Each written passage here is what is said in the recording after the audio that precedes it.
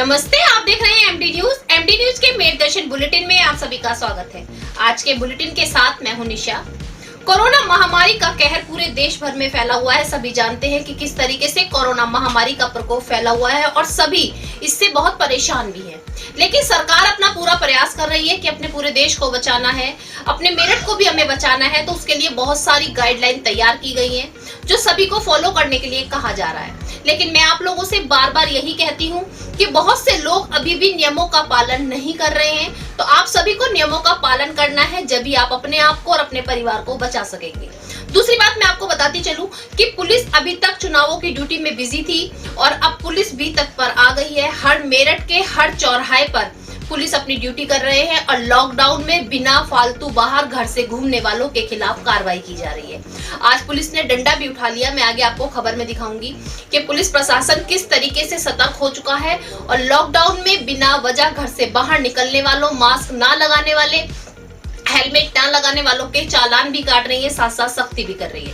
क्योंकि सभी का एक यही है कि हमें अपने देश को कोरोना से बचाना है और ये जब ही हो सकता है जब हम सब मिलकर एकजुट होकर नियमों का पालन करेंगे, गाइडलाइन को फॉलो करेंगे और सभी तत्पर रहेंगे, सभी एक दूसरे को जागरूक करें। ये मैं आप लोगों से बार बार बता रही हूँ। दूसरी ओर मैंने आपको ये भी दिखाया था कि किस तरीके से मजबूरी का सभी फायदा उठा रहे हैं। कालाबाजारी कितनी जोर से चल रही है और हर चीज पर कालाबाजारी चल रही है। ब्लैक में हर चीज को बेचा जा रहा है। ऑक्सीजन के सिलेंडर की कितनी किल्लत चल रही है, ये भी कल आपको मैंने न्यूज में दिखाया था कि किस तरीके से दो दिन में नंबर आ रहा है।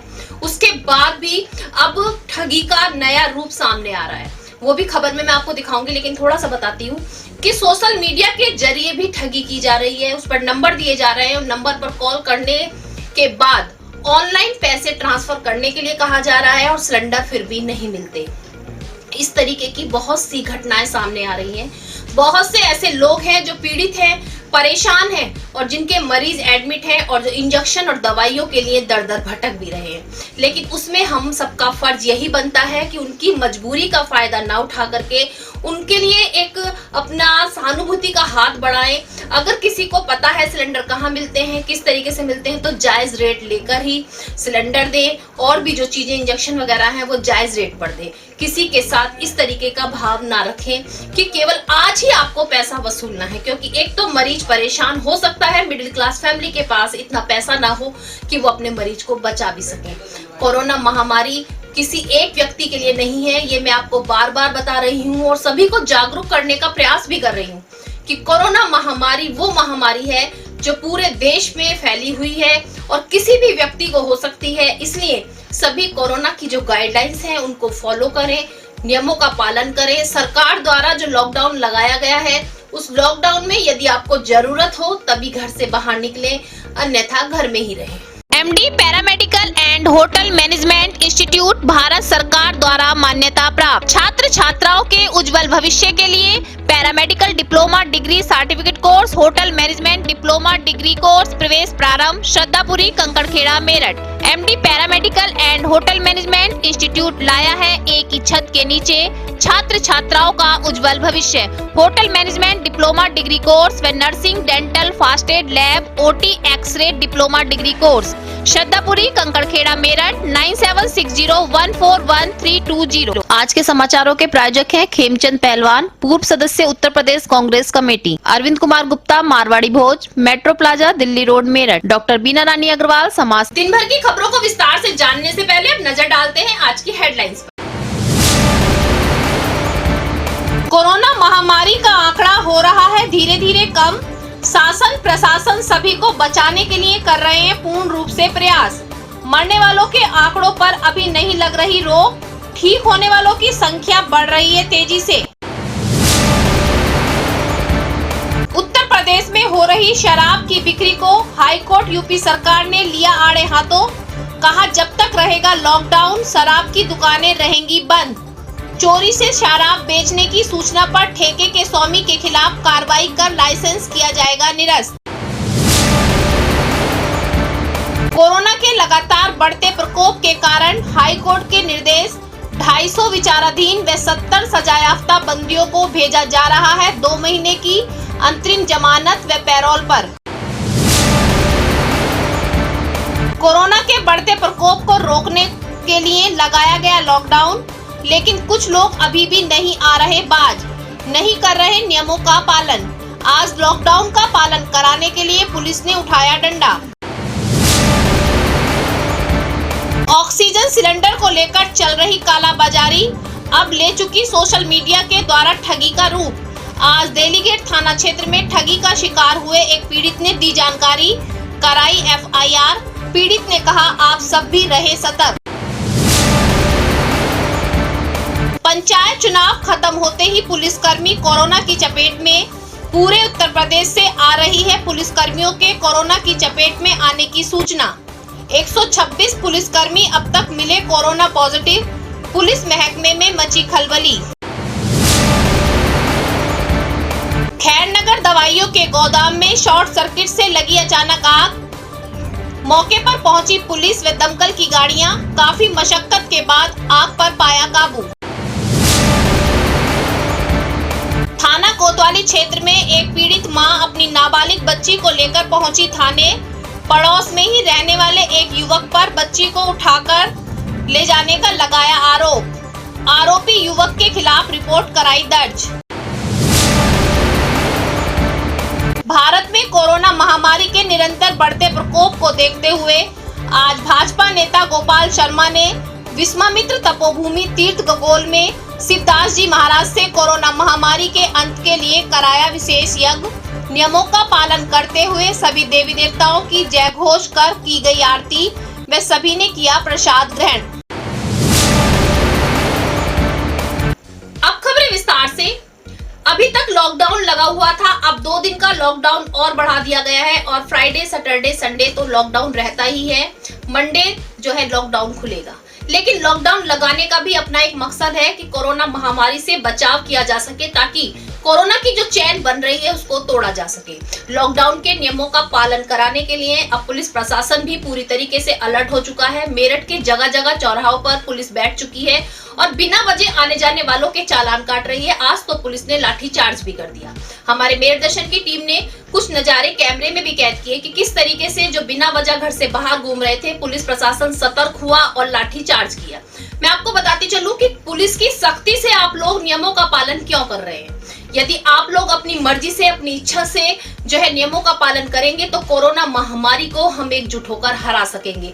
तो इसे जबरदस्ती ना समझे, एक समझे कि हमें रूल दिए गए, उन रूल को हमें फॉलो करना है। कोरोना से लड़ना है तो गाइडलाइंस का पालन करना हो।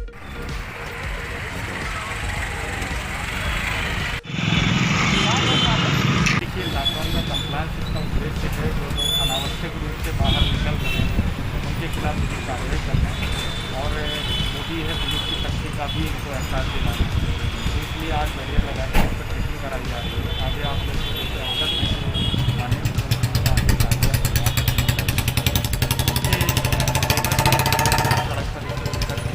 सभी जो अनावश्यक रूप से टहल रहे लोगों के खिलाफ भी करना है और उनको कुछ लोग जो गलती से आ गए हैं उनको वापस भी किया जा रहा है। हॉस्पिटल थाना लेके जा रहे हैं, उनको भी हिदायत दी जा रही है कि बच्चे अपने साथ करें, हमेशा उनकी सुरक्षा।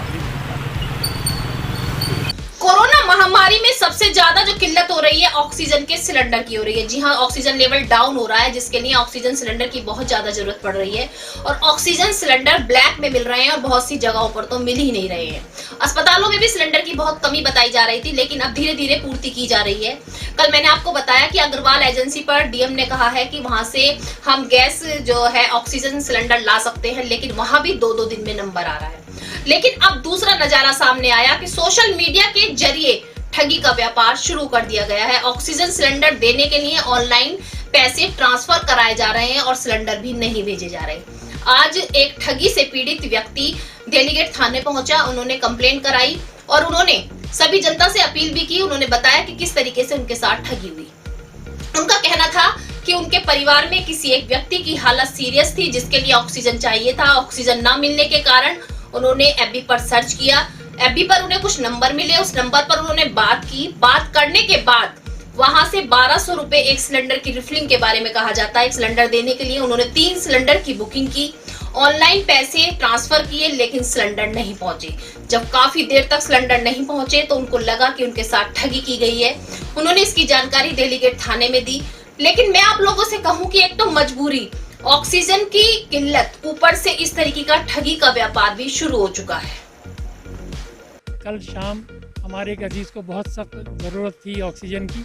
वो SOS कंडीशन में थे, तो मैं मारा फिर रहा था, तो मुझे वहाँ एक जगह से टिप मिली कि व्हाट्सएप के ऊपर, फेसबुक के ऊपर एक कंपनी ऑर्गेनाइजेशन है नोएडा की, जो सेक्टर 75 में है, और इंडियन हेल्थ ऑर्गेनाइजेशन के नाम से। तो उसमें मैंने संपर्क किया, जो नंबर उन्होंने दिया था मुझे, तो उन्होंने कहा कि आप 1200 रुपये पर सिलेंडर के हिसाब से हमें पेमेंट कर दिए, एडवांस बुकिंग करा लीजिए। तो मैंने बिना सोचे, बल्कि ये देखते हुए, मरीज़ की हालत को देखते हुए, मैंने उनको अपने GPay अकाउंट से 3600 रुपये का पेमेंट किया। उन्होंने कहा कि जो हर्षवर्धन के नाम से कोटक महिंद्रा का अकाउंट था, मैंने उस अकाउंट में 3600 रुपये का पेमेंट किया, और ये कहा उन्होंने कि 2 घंटे बाद आपके पास गैस आ जाएगी, रिफ़िल के लिए आदमी आ जाएगा। लेकिन मैं देर रात तक इंतज़ार करता रहा। अब बाद में मुझे एहसास हुआ कि मेरे साथ ठगी हो गई है। तो आज मैं यहाँ पर थाना दिल्ली गेट में अपनी कंप्लेंट दर्ज कराने आया हूँ कि मेरी हेल्प की जाए, और इस फ्रॉड को, इस ठगों को, के ग्रुप को तुरंत अपना जो गिरफ्तार किया जाए। अभी आपके खिलाफ मुकदमा पंजीकरण किया जा रहा है। आपने सिलेंडर दिखवाया नहीं है, आप झूठ बोल रहे हैं, कोई सिलेंडर कहीं इस तरह से नहीं मिल रहा है, आप ऑनलाइन ठगी कर रहे हैं। है मेरी बात का जवाब आपके पास? हेलो, अरे जवाब है मेरी बात का? मेरी आप सब लोगों से दरख्वास्त है, हाथ जोड़ के विनती है कि इस तरह की कोई भी लीड अगर आपको मिलती है कि आप ऑनलाइन पहले एडवांस में पेमेंट कर दें, आप उससे तुरंत किसी के बहकावे। थाना देलीगेट खैर नगर में आज दवाइयों के गोदाम में शॉर्ट सर्किट से भीषण आग लग गई। मौके पर पुलिस पहुंची, दमकल की गाड़ियां पहुंची, काफी मशक्कत के बाद आग पर काबू पाया गया। लगभग बताया जा रहा है कि 15 लाख का नुकसान हो गया, लेकिन सबसे ज्यादा गनीमत ये रही कि किसी की जान नहीं गई। लेकिन लापरवाही क्या रही, अभी ये पता नहीं चल पा रहा है। पुलिस छानबीन में लगी हुई है, पुलिस पूरी तरीके से जांच में लगी हुई है।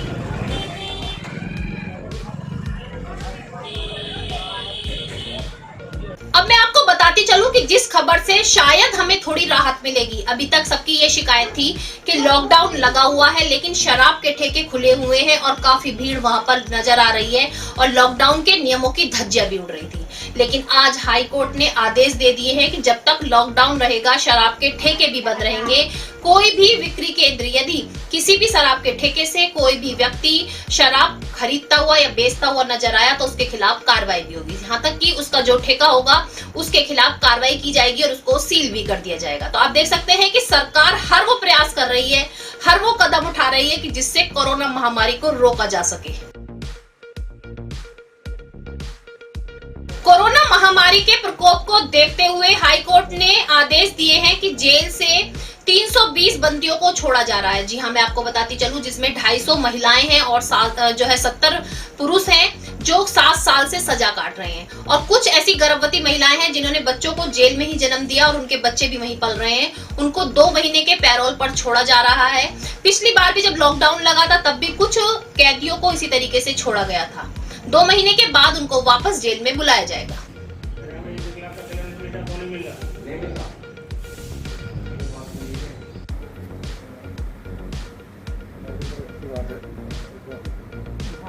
काम बढ़ेगा, जरूरी है इस समय, जो महामारी के समय में प्रक्रिया ये शुरू हो गई। ये प्रक्रिया जो बताया ना, रिलीज अच्छा रिलीज ऑर्डर आने पर है जो विचाराधीन बंदी है। मेरठ दर्शन के माध्यम से मैं आपको प्रतिदिन मेरठ में किस तरीके से लॉकडाउन के नियमों का पालन कराया जा रहा है वो दिखाने का प्रयास करती हूँ। आज भी हमारे मेरठ दर्शन की टीम मेरठ के जगह जगह चौराहों पर पहुंची और बहुत से चौराहों के नजारे कैमरे में कैद किए। मैं आपको दिखाती हूँ कि किस तरीके से चौराहों पर सुनसान पड़ी है। आम दिनों में जो एरिया बिल्कुल व्यस्त रहते थे, भीड़ बहुत ज्यादा रहती थी, आज वहां पर सुनसान है, सन्नाटा पसरा हुआ है। तो लॉकडाउन लगाने से एक तो फायदा हुआ है, मैं आपको बताती रहूं कि एक तो आंकड़े भी कम आने लगे हैं, दूसरी बात लोग अपने घर से कम निकल रहे हैं। कुछ जरूरत की चीजें लेने के लिए सुबह और शाम ही जो जरूरत की दुकानें खोली गई हैं, केवल वो नजर आ रहे हैं। लेकिन दूसरी चीज एक और जो मैंने आपको कल भी बताई थी वो बताती चलूं कि सब्जी और फल वाले मास्क नहीं लगा रहे हैं। चौराहों पर जो सब्जी और फल वाले खड़े नजर आ रहे हैं, उनको इतना समझाने के बाद भी अभी भी वो जागरूक नहीं हो रहे हैं। क्योंकि उनका जागरूक होना बहुत जरूरी है। हम सब उन्हीं से फल और सब्जी खरीदते हैं तो हम कोरोना संक्रमित हो सकते हैं। मैं आप लोगों से यही कहना चाहूंगी कि जिस तरीके से लॉकडाउन के नियमों का पालन पुलिस प्रशासन द्वारा कराया जा रहा है और हम लोग भी कर रहे हैं, तो उसमें हमें अपने आसपास जागरूक करना बहुत जरूरी है। क्योंकि अगर हम किसी बिना मास्क वाले से सामान लाते हैं तो हो सकता है कि हम संक्रमित हो सके। तो आप लोगों से मैं बार बार यही अपील कर रही हूँ और फिर अपील करती हूँ कि आपके आसपास यदि कोई बिना मास्क का व्यक्ति नजर आता है या बिना मास्क का कोई व्यक्ति फल और सब्जी बेचता है तो आप भी लॉकडाउन के नियमों का पालन कराने के साथ साथ उसे और नियम भी बताएं, मास्क लगाने के लिए जागरूक करें। कोरोना महामारी के बीच जहां हम घिरे हुए हैं और अपने अपने तरीके से अपने इष्ट देव को याद कर रहे हैं, अपने अल्लाह भगवान सबको याद कर रहे हैं कि अब बहुत हो चुका है, इस कोरोना महामारी से निजात दिलाए, तो वहीं पर आज भाजपा के नेता गोपाल शर्मा ने गगोल तीर्थ पर पहुंचकर आज विशेष यज्ञ कराया। यज्ञ में भगवान को याद करते हुए कोरोना महामारी से पूरे देश को बचाने के लिए यज्ञ किया गया, विशेष आहुति दी गई और भगवान की पूजा अर्चना के बाद आरती की गई और प्रसाद ग्रहण किया गया। तो आप देख सकते हैं कि कोरोना महामारी से बचाने के लिए हर कोई अपना प्रयास कर रहा है, अपने तरीके से आगे आ रहा है और सभी अब ये चाहते हैं कि कोरोना महामारी हमारे बीच से दूर चली जाए। आज के बुलेटिन में बस इतना ही। तेज और ताजा खबरें जानने के लिए देखते रहिए मेरठ दर्शन। यदि आप भी हमारे साथ जुड़ना चाहते हैं तो नीचे दिए गए नंबर पर संपर्क करें और सब्सक्राइब करें एमडी न्यूज मेरठ। साथ ही कोई कोविड पेशेंट यदि सही हुआ है तो वो अपनी वीडियो बनाकर हमें डाल सकता है। हम अपने मेरठ दर्शन चैनल के माध्यम से उनके विचार मेरठ दर्शन के दर्शकों तक पहुंचाने का प्रयास करेंगे।